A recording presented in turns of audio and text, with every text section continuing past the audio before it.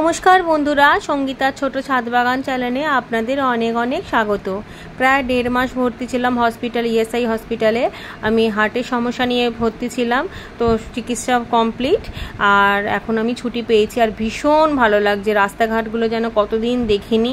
আর আসতে না আসতে আমাকে ওষুধ বোঝাবার জন্য এরা ব্যস্ত হয়ে পড়েছে, আর এটা আমার একদম ভালো লাগছিল না। কারণ হসপিটালে স্লাইন, ব্লাড, ওষুধ, ইঞ্জেকশন দেখে দেখে আমি পুরো একদম তিতিবিরক্ত হয়ে গেছি। তো আমার কোনো রকমে আমি দেখে নিলাম, কিন্তু 3 দিন হয়ে গেছে এখনও ছাদে উঠতে দেয়নি। তারপরে বহু কষ্টে পারমিশন পেয়েছি, উঠে দেখছি ছাদ তো ভীষণ নোংরা। কোনো গাছ মারাও গেছে, অনেক গাছই মারা গেছে, আর আগাছায় ভরে গেছে। এই সেলোসিয়া চারাগুলো আমার শীতকালীন গাছ কিনেছিলাম যেগুলো, সেই থেকেই বীজ পড়ে অন্য অন্য গাছের তলায় হয়েছিল। হসপিটালে যাওয়ার আগে সব ছোটো ছোটো টবে দিয়ে গেছিলাম, সেগুলোতেও কি সুন্দর ফুল এসেছে। কিন্তু গাছের হেলথ একদম ভালো না, যেহেতু খাবার টাবার পাইনি, সার পাইনি, ওষুধ পাইনি। তো এই সমস্ত গাছ দেখে মনটা শান্তি হলো। এদিকে নয়নতারাগুলো, যেগুলো নারকলের মালার মধ্যে বসিয়েছিলাম, ছোটো ছোটো টবে বসিয়েছিলাম, সব দেখছি ফুলে ভরে গেছে, কিন্তু লম্বা হয়েছে, গোছ হয়নি। আমি আস্তে আস্তে কাটিং করবো, যেহেতু আমাকে 6 মাস রেস্টে থাকতে বলেছে, তাই আমি ভারী কিছু কাজ করব না। আর এদিকে কুমড়ো গাছটা দেখুন নিচে বেয়ে যাচ্ছে, তো এটাকে বলবো একটু দড়ি দিয়ে সাপোর্ট দিয়ে দিতে। আর প্রায় প্রচুর গাছ আমার নষ্ট হয়ে গেছে, এত গরমে ঠিকভাবে যত্ন পাইনি। এইটার মধ্যে উচ্ছে গাছগুলো খুব, আমি যখন গেছিলাম হসপিটালে ভালো বড় হয়ে গেছিলো, পাতা সুন্দর চকচকে ছিল, সেগুলোও মারা গেছে। এদিকে দেখুন পার্পেল হার্ট গাছটা পুরো ছড়িয়ে কি অবস্থা। এদিকে কলমি শাকগুলোও অবস্থা ভালো না। আর এদিকে একটা লাউ গাছ দুটো বসিয়েছিলাম বালতির মধ্যে, একটা মারা গেছে, একটা দেখছি এখনও ভালো আছে। আর এদিকে দেখুন সমস্ত দোপাটির চারা মরে গিয়ে আগাছা জন্মে গেছে। তো আমার গায়ে অতটাও জোর নেই যে আগাছাটা তুলে ফেলবো, চেষ্টা করলাম, কিন্তু সবাই বকাবকি করছে। তো ওরা বলেছে করে দেবে, আমি একটু দেখিয়ে দিলেই ওরা হবে। আর এদিকে নাকচম্পা গাছের কাটিংগুলো আপনাদের সাথে শেয়ার করেছিলাম বড় ভিডিওতে, সেগুলো সমস্ত চারা, যেহেতু এই সামনে রান্নাঘরের পিছনের দিকটা দিয়েছিলাম, এই জায়গাটাতে রোদ পড়ে না, কিন্তু আলো, হাওয়া, বাতাস ভালো পড়ে, তো সেই জায়গায় চারাগুলো ধরে গেছে। আর এদিকে দেখুন আমার স্পাইডার প্ল্যান্ট, তারপরে আরও যেগুলো ইনডোর প্ল্যান্ট আছে, সেগুলোর অবস্থা ভীষণ খারাপ, মরা অবস্থা। তো চলুন চারতলার ছাদে আস্তে আস্তে করে যাওয়া যাক। আর পুরো গাছের জঙ্গলে ভরে গেছে, জঙ্গল মানে আগাছায় এত ভরে গেছে, আর আগাছাতেই প্রচুর খাবার খেয়ে নিয়েছে বলে মেন যে গাছগুলো আছে তারা আর খাবারটা পায়নি। তার ফলে গাছের অবস্থা ভীষণ খারাপ। গাছে ক্লোরোফর্মের অভাব হয়েছে, খাবারের অভাব হয়েছে, গাছের পাতা হলুদ হয়ে গেছে, পোকা হয়ে গেছে। এদিকে দেখুন ভেন্ডি গাছগুলোর মধ্যে আগাছা জন্মে কি অবস্থা। আর নিচে গ্রো ব্যাগের মধ্যে সব কুমড়ো গাছ ছিল, কোনোটা মরে গেছে, কোনোটা আছে। এদিকে শিম গাছগুলোর মধ্যেও একটাও ফুল নেই, শিম গাছের অবস্থা ভীষণ খারাপ। ভেন্ডির তো ভেন্ডি হয়ে পুরো পেকে গেছে। তো এইগুলোকে বললাম যে তুলে দাওনি কেন, এগুলো তো আর খাওয়া যায়নি, এগুলো থাকলে গাছে আর নতুন করে ফুল আসবে না। তো মনটা ভীষণ খারাপ লাগছে, না চাইলেও চোখ দিয়ে কাঁদতে চাই না, কেঁদে আমি আমার সাথে সাথে আমার ঘরের লোককে দুর্বল করতে চাই না, কিন্তু কি জানি চোখের জল হঠাৎ করে বেরিয়ে আসছে গাছের এরকম মর্মান্তিক অবস্থা দেখে। তো আমি যেহেতু কাজ করবো না প্রমিস করেছি, তবু ওদেরকে দেখিয়ে দিচ্ছি যে এইগুলোকে আগাছা বলে, এইগুলো থেকে গোড়া পরিষ্কার না করলে মেন গাছগুলো সব নষ্ট হয়ে যাবে। এদিকে দেখুন ভেন্ডি গাছ, বেগুন গাছে সব আগাছা জন্মে সমস্ত খাবারটা ওরা খেয়ে নিয়েছে, তার ফলে গাছের গ্রোথ কমে গেছে, ফল দেওয়া বন্ধ হয়ে গেছে, ফুল আসছে না। আর এদিকে ভুট্টা গাছগুলোর মধ্যে অনেক ভুট্টা গাছ মারা গেছে, আর একটাতে ভেঙে পড়ে রয়েছে। আর এদিকে আমার লাউ গাছ, শসা গাছের চারা ছিল, সেগুলোও নষ্ট হয়ে গেছে। এদিকে বোগেনভেলিয়ার দেখুন ডাল ফুলের চোটে ভারে নষ্ট হয়ে গেছে, সেগুলো সাপোর্ট দেওয়ার লোক নেই। আর গাছের ফুলের সংখ্যা প্রচুর পরিমাণে কমে গেছে। তো আমি দেখলাম এদিকে লেবু গাছ, একটা লেবু ছিল দুটো, একটা লেবু মনে হয় নষ্ট হয়ে গেছে, আর একটা লেবু আছে। আর কিছু ফুল তুলে নিলাম, ঠাকুর পুজো করব, যেহেতু এতদিন আমার মেয়ে পুজো করছিল। তো এখন থেকে আমি আর কিছু কাজ করেছে না করে আমি বলেছি যে ঠাকুর পুজো করতে আমাকে কেউ মানা করবে না। ওই একটা জিনিস তো আমি বসে বসে অনেকক্ষণ ধরে করি না, কি অসুবিধা, কিন্তু আমাকে করতে দিতে হবে, তাই জন্য ঠাকুর পুজো করার পারমিশন পেয়েছি। কিন্তু তবুও বেশি ভারী কিছু মাঝামাঝি করবো না, ঠাকুর বাসন করবো না, যাতে আমার বিপদ বাড়বে। আর আমি আর হসপিটালে যেতে চাই না। ওই একটা দিন যা গেছে না, বাপরে বাপ, হসপিটালে থাকা 1.5 মাসের ওপরে যেন একটা কারাগারে বন্দি, আপনজনের থেকে দূর, প্লাস শরীরের এত কষ্ট, বুকে কষ্ট, যেহেতু হার্ট পেশেন্ট আমি। সেই জন্য আমি মানে এক একটা দিন যে কিভাবে কাটিয়েছে সে আপনাদেরকে বলে বোঝাতে পারবো না। ভগবান করুক আমার কোনো শত্রুকেও যেন ওই দিন দেখতে না হয় যে হসপিটালে ভর্তি। এদিকে দেখুন ব্লিডিং হার্ট গাছটা পুরো প্রায় মারা গেছে, তো দেখছি একটা গাছে এখনও পর্যন্ত ডালের পাতা রয়েছে, চেষ্টা করব যদি বাঁচাতে পারি। আর এদিকে আমার ছেলে মেয়ে হাজব্যান্ড সবাই কিন্তু আমার সাথেই রয়েছে, ওরা দেখে নিচ্ছে। তো আমার ছেলে আমাকে বললো মা জল দিয়ে দেবো, আমি বললাম দাও। তো আমি বলে দিলাম যে যেই যেই গাছগুলোতে জল দেওয়া বারণ ছিল সেগুলোতে বেশি করে জল দিয়েছে, যেই সব গাছ জল পছন্দ করে না তার ফলে জল দেওয়ার কারণে কিছু গাছ মারা গেছে, আবার অতিরিক্ত জল পায়নি বলেও মানে যেই গাছের অতিরিক্ত জল পছন্দ করে সেগুলোতে কম পেয়েছে, তাই জন্য অনেক গাছ মারা গেছে। এদিকে দেখুন কি অবস্থা, ঝোপ ঝাড় জঙ্গলে পরিণত হয়েছে, টবের গোড়ার মাটিতে আগাছাগুলো খাবার পেয়ে মনের আনন্দে খেয়ে বেড়েছে। সূর্যমুখী গাছ পুরো সব মারা গেছে, একটা হয়তো বেঁচে রয়েছে, সেটাকে বাঁচাবার চেষ্টা করব। এদিকে সাদা জবা ফুলটা কোনো রকমে বেঁচে রয়েছে, আর বাকি জবা গাছগুলোতে যেমন গোলাপি জবা, লাল জবা, পঞ্চমুখী জবাতে ফুল নেই, কুঁড়ি নেই, কিছু নেই, এমনকি পাতারও খাবারের অভাব ধরেছে। আর এদিকে দেখুন কি অবস্থা, সমস্ত আগাছায় পুরো। এদিকে আমার যে শসা গাছ লাগিয়েছিলাম, কুমড়ো গাছ লাগিয়েছিলাম, সেগুলোরও অবস্থা ভীষণ খারাপ, সব গাছ মারা গেছে, ঝিমিয়ে গেছে, ছাদ নোংরা। কে করবে বলুন, ঘরের লোককে তো অত জোর দেওয়া যাবে না। তার মধ্যে দিয়েও দেখুন সাদা গোলাপ দেখে মনটা একদম ভালো হয়ে গেল, মানে এত কিছু মন খারাপের মধ্যেও দেখছি 3টে সাদা গোলাপ ফুটেছে। আর এই জাম গাছটা পুরো নষ্ট হয়ে গেছে, পাতা জ্বলে পুড়ে পড়ে গিয়ে কি অবস্থা হয়েছে। এদিকের গাছগুলোরও অবস্থা ভীষণ খারাপ, খুবই খারাপ। ঠিক আছে, মন খারাপ করে লাভ নেই, আমি চেষ্টা করব আস্তে ধীরে এদেরকে, এরা আমাকে বোঝে, গাছকে যেমন আমি ভালোবাসি, আমি যেমন গাছের কষ্ট বুঝি, গাছও নিশ্চয়ই বুঝবে আমার কষ্টটা, যে আমি ইচ্ছা করে তাদেরকে এত কষ্ট দিইনি। আর এদিকে দেখুন বেগুনগুলো গাছে থেকেই পেকে গেছে, বেগুন তোলেনি বলে আরও ফুল আসেনি, গাছগুলো শুকিয়ে গেছে, গাছে খাবারের অভাব হয়েছে, এগুলো সব তুলতে বলবো। কিন্তু আজকে তো আমি দেখতে এসেছি, আজকে আর কিছু করব না, যেহেতু রোদটাও প্রচুর, ওদেরকে আজকে সব বুঝিয়ে বাজিয়ে দিলাম। যেহেতু আমাকে বলেছে যে 2 দিন 3 দিন অন্তর অন্তর ছাদে একবার উঠবে, তাও বেশিক্ষণের জন্য না, ভারী কিছু তোলা যাবে না, ডক্টর বলেই দিয়েছেন যে একটু নিয়ম করে না চললে আবার হসপিটালে ভর্তি হতে হবে। আর আমি তো দেখলাম মানুষের জীবনের কোনো মানে গ্যারেন্টি নেই, কখন মানুষ আছে, কখন ভালো মানুষও একদিনের মাথায় ভালো থাকবে, সকালবেলা তার এমন অবস্থা যে তাকে মানে আমি নিজের চোখে দেখে এলাম তো মারা যাচ্ছে আমার চোখের সামনেই। কতজন মানে সুস্থ ছিল আগের দিনকে রাত্রিবেলা সুস্থ, পরের দিনকে আবার দেখছি তাদের অবস্থা এতটাই খারাপ যে কেউ তো মারাও গেলেন। তো এইসব দেখে মনটা ভীষণ খারাপ। এসে ভাবলাম শুয়ে পড়ি, ভালো লাগছে, চিন্তা ভাবনা করছি কিভাবে নিজের শরীরটাকে বাঁচিয়ে ঘরের লোকের মুখে জ্বালাতন না করে গাছগুলোকে বাঁচানো যায় চিন্তা করছি। আর তখনই মনে পড়লো যে না, সবার আগে আমাকে যেই জিনিসটা অবহেলা করেছি ওষুধ, সেই জিনিসটাকে আমাকে আগে খেতে হবে, বুঝতে হবে। যদি ওষুধ খেয়ে আমি সুস্থ হতে পারি তাড়াতাড়ি, তাহলে আমার ঘরের লোকেরও একটু নিশ্চিন্ত হবে, কারণ আমার ছেলে মেয়ের পড়া ঠরা ক্ষতি হয়েছে, বাগানদের কষ্ট, বাগানের গাছেদের কষ্ট, আমার হাজব্যান্ডের জার্নি। তো ভাবলাম ওষুধগুলো তখন যখন দেখাচ্ছিল 3 দিন আগে জোর করে আমাকে বলে খাওয়াচ্ছিল, এখন আমি নিজের থেকেই বার করে বুঝে নিলাম কোনটা মানে এত ওষুধ যে আলাদা আলাদা দিয়েছে, কোনটা দুপুরের একটা ঝুড়িতে, রাত্রের যেহেতু একটু কম সেটা আলাদা একটা বক্সে। তা আমি নিজে বোঝার চেষ্টা করলাম যে এবার থেকে আমি আর ওষুধের প্রতি অবহেলা করব না, এই ওষুধই পারবে একমাত্র সব সমস্যার সমাধান করতে। আমি যদি ঠিকভাবে ওষুধ খেয়ে নিই তাহলে খুব তাড়াতাড়ি আমি সুস্থ হয়ে যাব, আবার আমি বাগানে অল্প একটু কাজ করে গাছকে ভালো রাখতে পারবো। প্লাস আমাকে ভালো দেখলে আমার ছেলেমেয়েরাও ভালো থাকবে, কারণ ওদের এতদিন এত কষ্ট হয়েছে। ওরা যখন হসপিটালে আমাকে দেখতে যেত, বিশেষ করে আমার ছেলেটাকে যেতে দিত না, কেন ও ছোটো বলে রবিবার ছাড়া অ্যালাউ হতো না, আমাকে ছাড়া ওর অবস্থা খুব খারাপ ছিল। আর এদিকে আমি ছাদে যাব বলে ঠিক করেছি, কিন্তু এদিক দিয়ে বাড়ির লোক চেঁচামেচি শুরু করে দিয়েছে। কেউ বলছে এই হার্ট নিয়ে আবার চলে গেছে, এই অপারেশন করে এলো আর নাবো, কেউ বলছে ওঠো, কেউ বলছে নাবো, কেউ বলছে আবার মরার ইচ্ছা হয়েছে, কেউ বলছে তোমাকে হসপিটালে দিয়ে আসবে, দনমনো করতে লাস্ট পর্যন্ত আমাকে উঠতে দিয়েছে। তো আমার মেয়ে ঠেয়ে সবাই এসে তো আমি দেখলাম যে কলিয়াস গাছ তো নষ্ট হয়ে গেছে। তো মেয়েকে বললাম একটু ডাঁটা শাক আর কুমড়ো শাক কেটে নিয়ে যাই, রান্না করা যাবে, বাকিটা বিকালবেলা। ওরা আমাকে সবাই মিলে বললো, আমার হাজবেন্ড মেয়ে ঠেয়ে বললো মা তোমাকে চিন্তা করতে হবে না, বিকেলবেলা রোদটা পড়লে তুমি এসে আমাদেরকে দেখিও, আমরা আস্তে আস্তে ছাদটা পরিষ্কার করে দেবো, যাতে কারোরই কোনো অসুবিধা না হয়, মেয়ের পড়ার যাতে ক্ষতি না হয়, ছেলের পড়ার না ক্ষতি হয়, হাজব্যান্ডের অফিসের যাতে অসুবিধা না হয়। তাই অল্প স্বল্প একটু টাইম লাগবে। তো ছাদের থেকে এসে ভাবলাম ঠাকুর ঘরটা আগে পরিষ্কার করি, কারণ ঠাকুর ঘরটা পরিষ্কার না করলে দেখছি না ভীষণ ধুলো ধুলো। তো আমি নিজে আস্তে আস্তে করে ওদেরকে বললাম, যখন রান্না করতে দিবি না, আমাকে আস্তে আস্তে ঠাকুর ঘরটা পরিষ্কার করতে দে।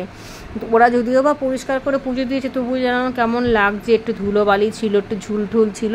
তো পরিষ্কার করে ঠাকুর ঘরটা পরিষ্কার করে নিয়েছি। আর ঠাকুরের আসন টাসনগুলো আস্তে আস্তে করে আমি ধুয়েও দিয়ে এখানে বারান্দায় মেলে দিয়েছি। পাতলা পাতলা কাপড়, বেশি ভারী তো না। আমি যেহেতু বলেছি ঠাকুরের কাজ করতে আমাকে মানা করো না, কিছু না করলে কি ভালো লাগে বলুন তো? মনটা আরও খারাপ লাগে। কিছু মধ্যে কাজের মধ্যে থাকলে মনটা ভালো থাকে, সেই জন্য ঠাকুর ঘরের দায়িত্বটা নিয়ে নিয়েছি। ওতে একটু মনটা ভালো লাগছে। ঠাকুরের কাছে সময় জানাচ্ছি, ঠাকুর আমার সাথে সাথে অন্যদেরকেও ভালো রাখো, কারণ কি অন্যের ক্ষতি চাইলে নিজের কখনো ভালো হয় না। এটা আমার মা আমাকে ছোটোবেলা থেকে শিখিয়েছিলেন। তো ছাদের থেকে জিনিসগুলো এনেছি, যে সবজিগুলো, সেগুলো কেটে মেয়েকে হেল্প করে দিচ্ছি। আর রান্নার দায়িত্ব হচ্ছে আমার ছেলে মেয়ের। কেউ আমাকে রান্না করতে দেবে না, কারণ কি আমার এই অবস্থা, আমাকে আগুনের সামনে যেতেই দেবে না। তাই জন্য আমি বলে বলে দেবো। হসপিটালেও আমি ফোনে বলে দিতাম আস্তে আস্তে করে, তো আমার মেয়ে সামলাতো। তো যদিও বা বাচ্চা মানুষ করছে, অগোছলো করলেও কিছু করার নেই। আর বিকাল হয়ে গেছে, রোদ পড়ে গেছে। আমি এদিকে আমার ছাদ বাগানের কিছু কাজ ওদেরকে বুঝিয়ে দিচ্ছি যে এইভাবে করতে হবে, এইগুলোকে পরিষ্কার করে দেখুন কত আগাছা বের করেছে। আর আমাকে টুল দিয়েছে, টুলে বসে বসে বলেছে তুমি খালি একবার করে দেখিয়ে দাও, আর কিছু করতে হবে না। তা আমি এদেরকে একটা একটা করে সমস্ত কিছু বলে বুঝিয়ে দিলাম। আর ড্রাগন গাছের দেখুন পুরো ক্যারেটের মধ্যে এত ঘাস, লতা পাতা, আগাছা হয়েছে যে ড্রাগন গাছটা পুরো একদম খাদ্যের অভাবে মানে হলুদ হয়ে গেছে। তার মধ্যে রোদ, এত কড়া রোদও নিতে পারেনি, একটু ছায়াও পায়নি। আর কি অবস্থা! লেবু গাছে তো লেবু কয়েকটা মাত্র। আর এদিকে ওর বরবটি গাছ, করলা গাছগুলো সব মারা গেছে, সেগুলো তুলে দিলাম। আমাকে আমার মেয়ে বললো, তুমি তুলে তুলে সেখানেই ফেলো, ওঠা নেওয়া করবে না, যেখানে টুল পাততে বলবে সেখানে টুলটা পেতে দেবো, বসে বসেই খালি দেখিয়ে দাও। আর এদিকে দেখুন ভুট্টা গাছগুলো ক্যারেটের মধ্যে 2টো করে দিয়েছিলাম, কিন্তু এত আগাছা হয়েছে যে বলার কথা না। একটা করে ভুট্টা গাছ তো মারাই গেছে। এদিকে কুমড়ো গাছ, শসা গাছ, সমস্ত গাছের পাতা পোকা লেগে গেছে, শুকিয়ে গেছে, নেতিয়ে গেছে। তো আমি করবো না বলেছি, আমি খালি একটু দেখিয়ে দেবো, কিন্তু তবুও তো থাকতে পারি না। তাই আস্তে আস্তে করে এদিক ওদিক করে সমস্তটা, যেহেতু অনেক বড় বাগান, সবজি ফল ফুল নিয়ে, তাই জন্য একটু সময় লাগবে। কিন্তু বিশ্বাস করুন, আমার কিন্তু অতটা কষ্ট হচ্ছে না। আমার কিন্তু হার্ট ভীষণ, মানে এমনি মনের হার্ট দুর্বল হলে কি হবে, শারীরিক দিক দিয়ে হয়তো আমি হার্টের পেশেন্ট, হার্ট দুর্বল, কিন্তু আমার মনের জোর কিন্তু প্রচুর। আমি কিন্তু অত চট করে ভেঙে যাই না। আর আমার কিন্তু কষ্ট হচ্ছে না, কিন্তু ওরা ভাবছে হয়তো আমার কষ্ট হচ্ছে। তো ওরা বলছে তুমি অত ব্যস্ত হও না, তুমি দেখিয়ে দাও। তো আমি বললাম এই জাম গাছের পোড়া পাতাগুলো সব কেটে দিতে। 2-3 দিন আমি একটু বরফ জমাতে দেবো। এই বরফ জল দিলেই আবার ঠিক হয়ে যাবে, কেন জাম গাছ একটুখানি ঠান্ডা পছন্দ করে, আর একটু বরফ জল দিলে ঠিক হয়ে যাবে একদম। তো এদিকে কুমড়ো গাছগুলো যে গুঁড়ো ব্যাগে ছিল, সেই গুঁড়ো ব্যাগের থেকেও আগাছা কিছু তুলে দেখিয়ে দিলাম। এটা হচ্ছে 2 দিন পর, আরও সেদিনকে তো চলে গেলাম, বলেছি না 2-3 দিন পর পারমিশন পেয়েছি।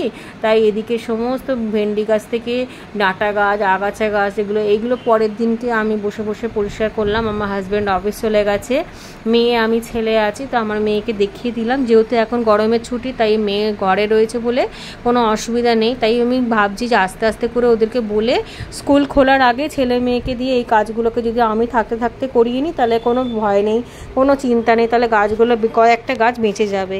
স্কুল খুলে গেলে তারা আমি কাউকেই পাবো না, আর আমি ওস্তাদি করবও না, কারণ কি আমার জন্য আমার ঘরের লোকেরও কষ্ট হবে। আর এদিকে লাউ গাছের মাচাটা দেখুন, পুরো লাউ গাছ শুকিয়ে মাচার মধ্যে জড়িয়ে গেছে। একটা সুন্দর লাউ গাছ হয়েছিল, এর মধ্যে 2টো লাউ গাছ ছিল, সেটা আপনাদের সাথে সেই ভিডিও শেয়ার করেছিলাম। আর দেখুন এই পাকা ভেন্ডিগুলো সব কাঁচি দিয়ে তুলে কেটে নেবো, এগুলোকে তুলে ফেলে দেবো, এগুলো সব জমাতে দেবো। শুরু করব যে আমার কিচেন ওয়েস্ট তৈরি করি, তার মধ্যে এদিকেও কিছু ভেন্ডি আছে, সেগুলো পেকে গেছে, এগুলো আর খাওয়া যাবে না, তাই জন্য আমি এগুলো তুলে নিচ্ছি। আর বেগুনগুলোও যেগুলো পেকে গেছিলো সেগুলোও তুলে নেবো। তো 3-4 দিন পর পর যেহেতু ছাদে আসতে বলেছে, সেই জন্য কোনো অসুবিধা নেই। আর আমার একটা খুব ভালো জিনিস হচ্ছে যে 2 দিন ছাড়া ছাড়া বৃষ্টি হচ্ছে, এই বৃষ্টির জলেতে প্রচুর খাবার পেয়ে যাবে।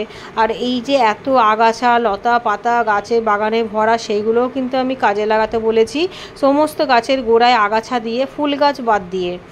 সমস্ত গাছের গোড়ায় গোড়ায় আগাছা দিয়ে মাটি চাপা দিয়ে দিতে বলেছি। যেই গ্রো ব্যাগের বা টপের মাটিগুলো শুকিয়ে গেছে, গাছ মরে গেছে, সেই মাটিগুলোই দিতে বলেছি। আর এদিকে দেখুন রজনীগন্ধা টপের মধ্যে দেখছি সেলোসিয়া গাছটা বড় হয়েছে, তাই দুটো গাছকে আলাদা করে দিলাম, না হলে রজনীগন্ধার ফুলের কুড়ি আসবে না, সমস্ত খাবারটা এই ফুল গাছ খেয়ে নেবে। তাই জন্য আস্তে আস্তে বলে দিলাম। আমাকে বললাম ছেলেকে বললাম যে আমাকে একটা টুল দিতে, আর আমি বসে বসে করে দিচ্ছি, তোমরা একটু রেখে দাও। তো আমার ছেলে মেয়ে বললো মা তুমি বসেই করো, আমরা সব রেখে দেবো। তো হয়ে গেছে গাছটা লাগানো। ওই বাগানের মাটি দিয়েই করবো, এখন যেহেতু সার দেবো না। এখন সার বলতে আমার বাগানের মাটির মধ্যেও কিন্তু প্রচুর খাবার থাকে। যদি আপনারা কোনো সার না পান, শুধু সাধারণ মাটি দিয়ে দিলেও কিন্তু মাটির মধ্যে অজস্র খাবার থাকে। আমরা ঝোপঝাড় জঙ্গলে যে গাছগুলো হয় সেখানে কি কোনো সার দেওয়া হয়? তবু তো গাছ হয়। তো এখন এই মাটি আর এই লতা পাতা আগাছাগুলোই আমার গাছের খাবার হবে। তো দেখুন ভারী ভারী কাজগুলো, ভারী ভারী টবগুলো সব আমার ছেলে এগিয়ে দিচ্ছে, আর আমি বসে বসে ওদেরকে বলে দিচ্ছি এইভাবে করতে হবে। আর এই সব গাছের গোড়ায় দেখুন নাকচম্পা গাছের গোড়াতেও অনেকগুলো সেলোসিয়ার চারা হয়েছে। তো চারাগুলো ভালো বাড়বে না বলে আমি বললাম যে 3-4টে চারা বসিয়ে দিই। আমি বসে বসেই করব, আমি বেশি ওঠা নামা বসা করব না। তাই জন্য আমি এই বসে বসে যেই টবগুলো গাছগুলো মারা গেছে সেই মাটি দিয়েই বসালাম, বিনা কোনো সারে। কারণ আমি কাউকে জ্বালাতে চাই না যে সার নিয়ে আসুক, এই আছে সবই আছে, কিন্তু 3তলার ছাদে রয়েছে। 3তলার ছাদে মানে 3তলার একটা ছোট ঘরে থাকে, তো আমি কাউকে কষ্ট দেবো না বলে আমি শুধু মাটি দিয়ে বসাচ্ছি। আর শুধু মাটির মধ্যেই আগাছা ঠাগাছা যেহেতু ছিল, আগাছাগুলো তো খাবারে ভরা ছিল, কারণ সমস্ত খাবারগুলো আগাছা খেয়েছি, সেই আগাছার খাবার দিয়ে গাছ তৈরি হবে। এই সহজ পদ্ধতিতে বাগান করি, কোনো অসুবিধা ঝক্কি ঝামেলা করব না। যেহেতু আমার কাছে সমস্ত সব কিছু রয়েছে, কিন্তু এই মুহূর্তে আমার পক্ষে সম্ভব না যে গাছে সার দেওয়া বা সমস্ত কিছু ভার্মি কম্পোস্ট হাড়ের গুঁড়ো, শিংকুচি, জৈব খাবার কোনোটাই দিতে পারবো না কিছুই। আর অন্য কাউকে বলে বিরক্তও করব না। তো এই ছোট ছোট টপের মধ্যে যেই গাছগুলো মারা গেছে সেই গাছের মধ্যেই আমি সেলোসিয়া চারাগুলোকে বসিয়ে বাবুকে বললাম গাছের গোড়ায় একটুখানি দিয়ে দিতে, যাতে ছায়া থাকবে, ছায়া থাকলে গাছগুলো ভালো হবে। ডাইরেক্ট রোদে ছোটো ছোটো চারা গাছ তো এত রোদ নিতে পারবে না। আর এদিকে দেখুন তরল সার, এই তরল সারটা আমার মেয়েকে বললাম ঢেলে দিতে, 1 বালতি জলের মধ্যে 1 মগ তরল সার ঢেলে দিতে। আমি বসে বসে কয়েকটা গাছে দেবো, আর ওরা কিছু দেবে। আর এদিকে দেখুন লাউ গাছের গোড়াটা পুরো পরিষ্কার করে আগাছা তুলে দিয়েছে আমার মেয়ে, পুরো পরিষ্কার করে দিয়েছে। এই আগাছাগুলোকে তুলে দিয়েছে। এবার এই আগাছাগুলোকেই আমি একটু রোদে শুকিয়ে নেবো, শুকিয়ে নিয়ে মাটির সাথে মিশিয়ে আবার এই গাছের গোড়ায় দিয়ে দেবো। শেকড়টা উঠে শুকিয়ে গেলে গাছের শেকড়টাও মরে গেল আগাছার। এবার এই আগাছাগুলো মাটির সাথে মিশে খাবার তৈরি করে গাছে উত্তম মানে ফল দেবে। আর দেখুন ভুট্টা গাছের মধ্যে ওই আগাছা দিয়ে দিয়েছি, সমস্ত আগাছা দিয়ে মাটি চাপা দিয়ে দিয়েছি, কারণ ভুট্টা গাছের শেকড় বেরিয়ে গেছিলো, এর মধ্যে মাটি খাবার দুটোই প্রয়োজন ছিল। তো অনেক বেশি মাটি দিতে বলিনি, এই যে আগাছাগুলো যেগুলো তোলা হয়েছে সেই আগাছাগুলোই আগে দিতে বললাম, দেওয়ার পর এর মধ্যে মাটি দিতে বললাম। এবার এর ওপর 3 দিন ছাড়া 4 দিন ছাড়া একটু তরল সার দিলেই কিন্তু গাছে খাবার পেয়ে যাবে। এর জন্য আমাকে অন্য কোনো মিক্স খাবার তৈরি করতেও লাগবে না। আর মিক্স খাবার আমার তৈরি করা আছে, কিন্তু আমি কাউকে নিয়ে জ্বালাতন করব না। আমি বাগানে যেই সমস্ত গাছগুলো রয়েছে আগাছা, সেইগুলো দিয়েই আমি গাছের পরিচর্যা করব। আর তাতেই দেখবেন কিছুদিনের মধ্যে কিন্তু আমার গাছের রূপ চেঞ্জ হয়ে যাবে। এই দেখুন সমস্ত লাউ গাছের গোড়ায়, শসা গাছের গোড়ায় আগাছা দিয়ে ভরিয়ে দিয়ে উপরে মাটি চাপা দিয়ে দিয়েছে। এবার এর মধ্যে তরল সার দেবো, এর মধ্যেই সার তৈরি হয়ে গাছগুলো ভালো হয়ে যাবে, যেই গাছগুলোর খারাপ অবস্থা। আর আমাকে টুকটাক কাজ দিয়েছে, যেহেতু আমি এখন বারবার বলছি যে আমার একা একা বসে থাকতে ভালো লাগে না। ওরা সবাই পড়াশোনা করছে, রান্নাবাড়ি করছে, সমস্ত ঘরের কাজ করছে, আর আমি চুপচাপ বসে শুয়ে আর কতক্ষণ ভালো লাগে বলুন তো, এক নাগারে শুয়ে। আর ফোনই বা কত দেখবো, ফোন কত ঘাঁটবো, আমার অত ভালো লাগে না। হাত পা চালিয়ে এসেছি সারাটা জীবন, আর এখন চুপচাপ ঠাকুরের মতো বসে থাকতে আমার একদম ভালো লাগে না, পুতুল পুতুল মনে হচ্ছে। তো আমার মেয়ে বললো মা মিশো থেকে একটা ডেলিভারি অর্ডার দিয়েছিল, এসেছে, তুমি বরঞ্চ ওটা ফিটিংস করো। ও মা, ফিটিংস করতে গিয়ে করতে না করতেই দেখি কি আমার ছেলে মেয়ে কি আমার হাত থেকে নিতে নিতে পুরোটাই ওরা নিয়ে নিল। আর বললো মা একটা স্ট্যান্ড পাচ্ছি না, তুমি কি ফেলে দিয়েছো? আমি বললাম আমি তো উঠিনি, তো এর মধ্যেই থাকতে পারে, তো দেখতে পাওয়া যাচ্ছে না। একটা স্ট্যান্ড মনে হয় আছে, হয়তো খাটের তলায় পড়ে গেছে। তো দেখছি আমার মেয়ে আস্তে আস্তে পুরোটাই আমার হাত থেকে নিয়ে বললে তুমি পারবে না, আমাকে দাও। তারপরে দেখি আমার বাবুটাও চলে এলো, মানে কেউ কোনো কাজই করতে দিচ্ছে না, এত রাগ ধরছে আমার। তো আমাকে এই ঠাকুরের কাপড়গুলো করে দিয়েছে, বলে তুমি এইগুলো ভাঁজ করো। আমাকে বাচ্চা পেয়েছে, কোনো কাজ নেই বলে আমাকে ঠাপ করে কাপড় ভাঁজ করতে দিয়েছে। বলুন তো এটা কোনো কাজ হলো? এরকম শুয়ে বসে থাকতে ইচ্ছে করে না বলে রাগে মাগে আমি যদি তোরা তা যা খুশি কর, আমি ঠাকুরকে সন্ধে দিয়ে আসি। এই কাজটা তো আর আমার থেকে কেউ কেড়ে নিতে পারবে না। ওটা কেন কি আমি এসেই বলেছি আমাকে ঠাকুর পূজা করতে দিতেই হবে দুবেলা। ওটা কোনো ভারী কাজ না, ভারী জিনিস তোলার না। ঠাকুরকে বসে বসে দাঁড়িয়ে দাঁড়িয়ে আমি পুজোটা দেবো। আর এই দুই ভাই বোন দেখুন ড্রয়ারটা ফিটিংস করছে।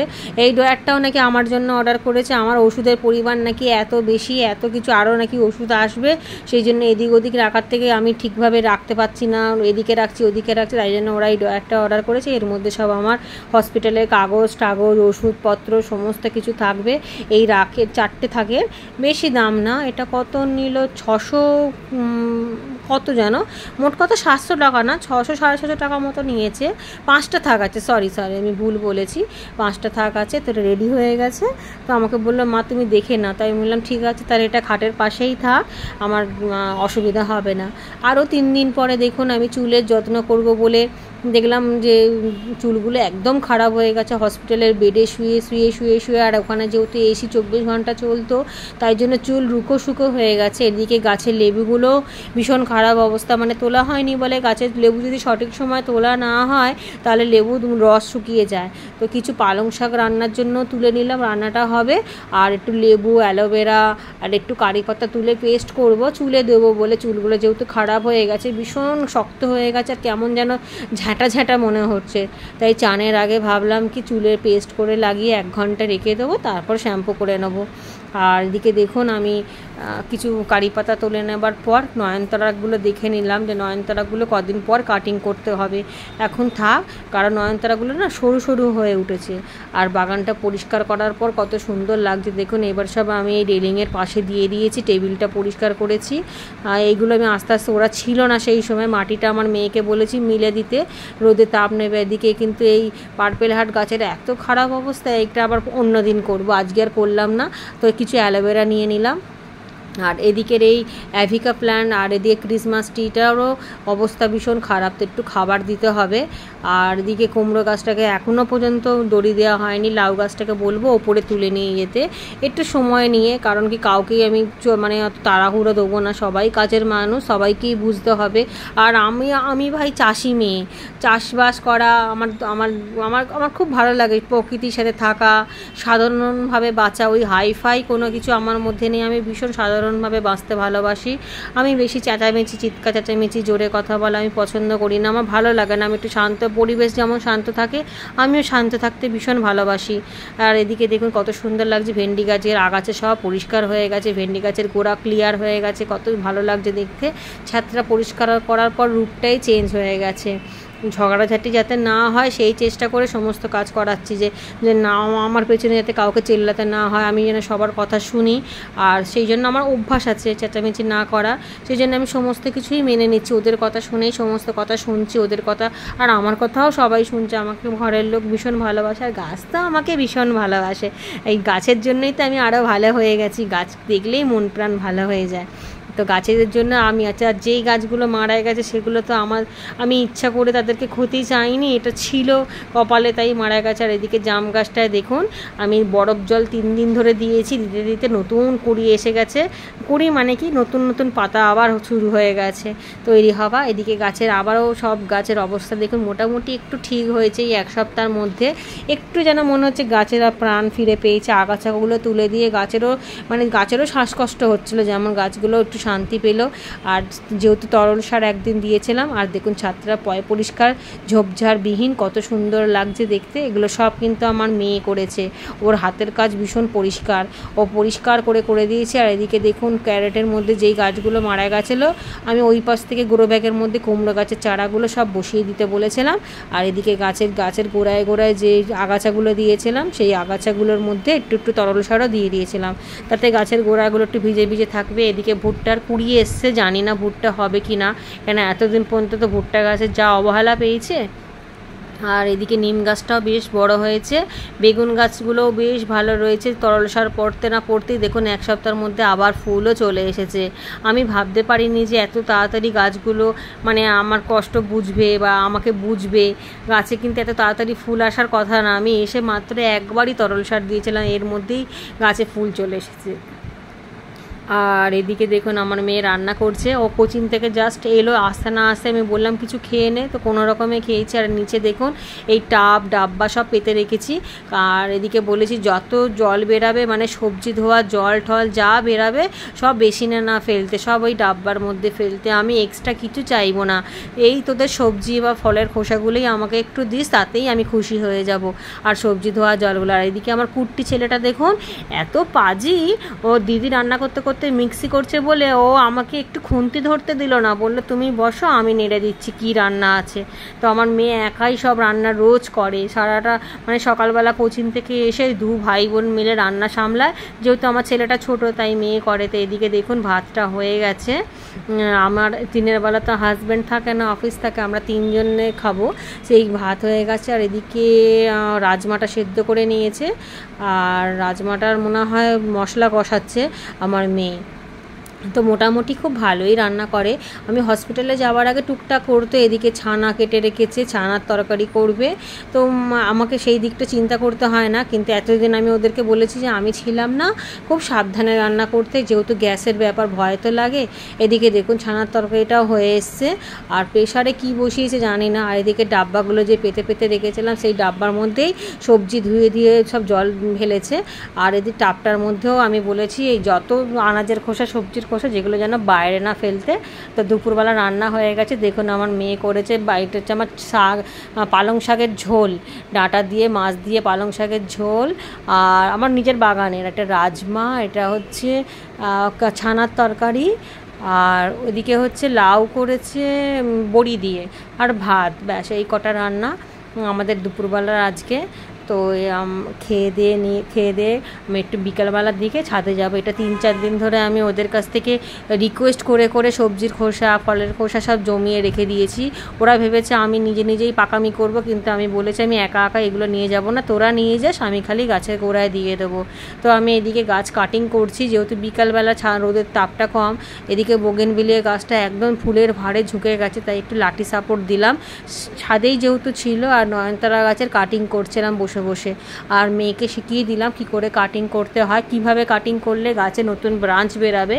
তো ও তো জানে না, ও ভেবেছে যে কোনোভাবে কেটে দিলেই হয়, কিন্তু কাটিং করারও একটা নিয়ম থাকে, সেগুলো দেখিয়ে দিলাম। তো এগুলো দেখিয়ে দিলে ওদের সুবিধা হয়।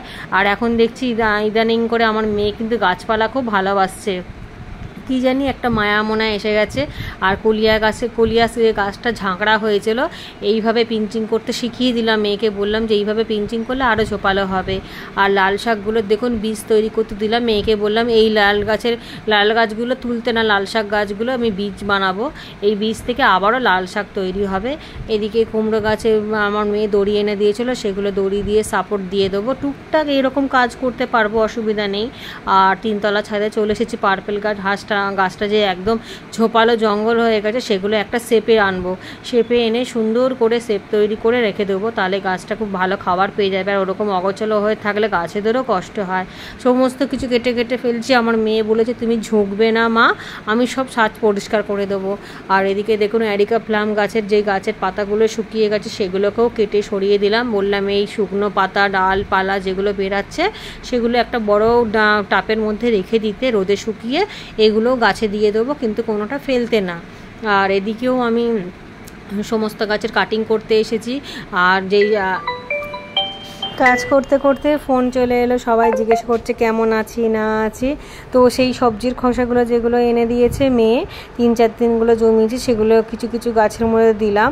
একসাথে তো অনেক গাছে দেওয়া যাবে না, যেই সব গাছে এখন খুবই দরকার, যেমন বেগুন গাছ, ফলন্ত গাছগুলোতে বিশেষ করে দিলাম, ফুল গাছ ফলন্ত গাছ যেইসব গাছে খুবই মানে খাবারের প্রয়োজন। আবার জমাবো ক্ষণে, আবার জমালে হয়ে যাবে। যেহেতু আমাদের ঘরে একটু সবজির খোসা ফলের খোসাটা একটু বেশি হয়, কারণ সবাই সবাই খাই তো ফল সবজি, তাই জন্য অসুবিধা হবে না। 4-5 দিন পর পর এইভাবে দিতে দিতে সমস্ত গাছে দেওয়া হয়ে যাবে।